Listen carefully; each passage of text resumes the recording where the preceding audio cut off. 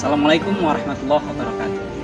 Sebagaimana kekhasan pondok pesantren yang memiliki kekuatan spiritualitas nyata yang tinggi, begitu juga Yayasan Pondok Pesantren SMA Pasuruan. Ternyata jauh sebelum pembangunan fisik ini, historis spiritual itu telah mendahului kita, yakni pada tahun 1961 saat pendiri Yayasan SMA Pusat, Bapak Guru Muhammad Abdullah Muhtar, belum menikah. Maka yang meminta beliau agar segera menikah adalah Kiai Hamid Pasuruan. Dari peristiwanya sungguh sangat istimewa. Beliau yang sebelumnya belum pernah kenal, dalam rumah tiba-tiba Kiai Hamid Pasuruan berlari menyambut Bapak Guru Muhtar yang hendak sowan ke dalam beliau dan berkata, dulurku teko, dulurku teko. Kalau dalam bahasa Indonesia, saudara saya datang, saudara saya datang. Kiai Hamid menjemput Bapak Guru Muhammad Abdullah Muhtar seraya merangkul beliau dan berkata, dari Batu Ampar sayang kok belum silaturahmi ke orang tua, dan juga sayang kok belum menikah. Saran saya agar segera menikah. Ternyata apa yang dikatakan Kiai Hamid Pasuruan ternyata benar semua. Meski perjuangan beliau hanya atau baru pertama kali tersebut, tapi ternyata benar semua. Melalui mekanisme Allah, saat perjumpaan tak terduga juga terjadi pada tahun 2013. Bertemulah Gus Hafid Sugeng Kocapurnomo, pembina Yayasan SPMA, dengan salah seorang hamba Allah yang bernama Pak Tato Miraza. Beliau ketua IRSI Jakarta pada saat itu. Dalam acara pembentukan pengurus Ikatan Relawan Sosial Indonesia. Nah, di pertemuan yang singkat itu, tiba-tiba Pak Tato datang kepada Gus Hafid dan menyampaikan, Gus, saya ada amanah dari ibu saya untuk mewakafkan tanah kami untuk kegiatan sosial. Spontan Gus Hafid menjawab, insya Allah kalau ini diamanahkan ke SMA, kami siap dan akan menjalankan sesuai dengan amanah tersebut.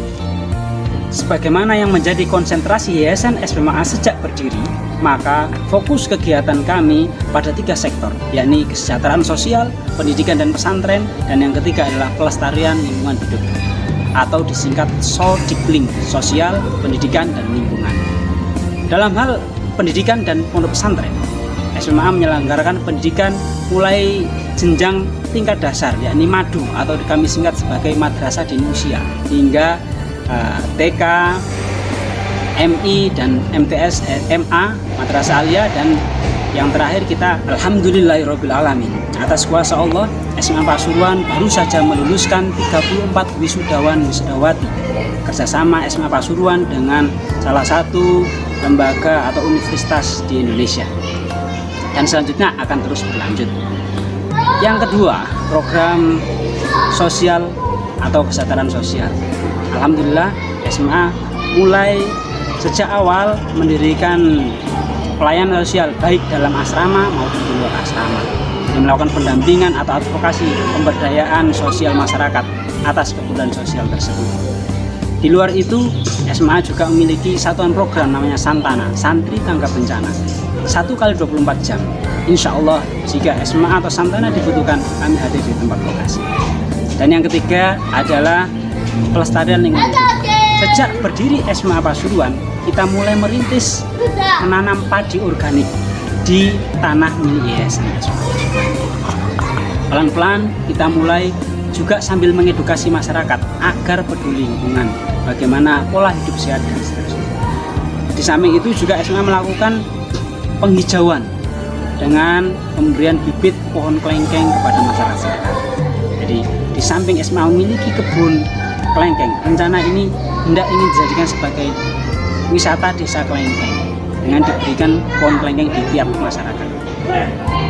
Dan yang terakhir, alhamdulillah SMA Pasuruan juga diamanai atau dipercaya oleh Dinas Penyuluhan Pertanian Kabupaten Pasuruan agar membina atau mendampingi pemuda-pemuda agar tidak tergerus mindset begitu lulus sekolah pabrik. Bagaimana nasib pertanian kita ketika yang merawat padi hanya orang-orang tua, sementara pemudanya tidak mau terjun ke sawah.